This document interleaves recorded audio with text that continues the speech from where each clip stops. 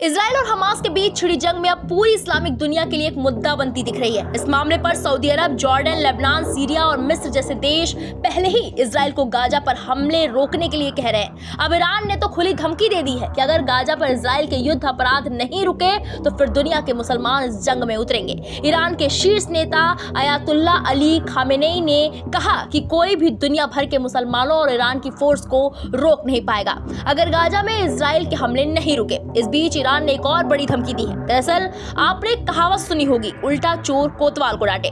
ये कहावत इस समय ईरान पर बिल्कुल सटीक बैठ रही है, क्योंकि पहले हमला किसने किया? हमास के आतंकियों ने।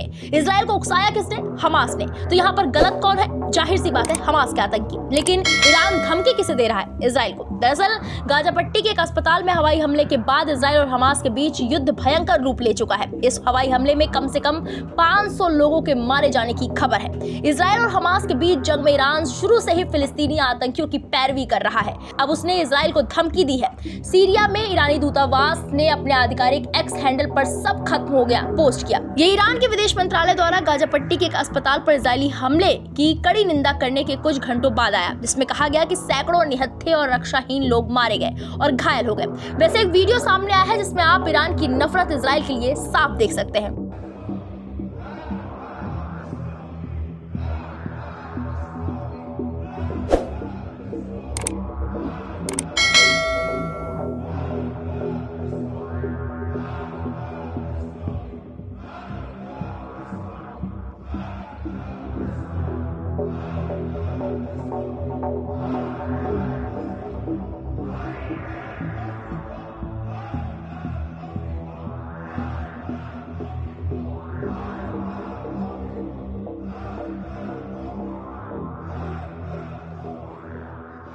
वहीं समाचार एजेंसी रॉयटर्स ने एक सरकारी टीवी रिपोर्ट के हवाले से बताया, ईरान के सर्वोच्च नेता अयातुल्ला अली खामेनेई ने कहा कि गाजा में फिलिस्तीनियों के खिलाफ किए गए अपराधों के लिए इजरायली अधिकारियों पर मुकदमा चलाया जाना चाहिए। इस बीच राज्य टीवी ने नागरिक उड्डयन प्राधिकरण के निदेशक का हवाला देते हुए ये खबर दी कि इजरायली हवाई हमले के बाद सीरिया के दमिश्क हवाई अड्डे पर परिचालन फिर से शुरू होने वाला है। बता दें कि गाजा के अस्पताल में बड़े हवाई हमले ने युद्ध को भयंकर रूप दे दिया।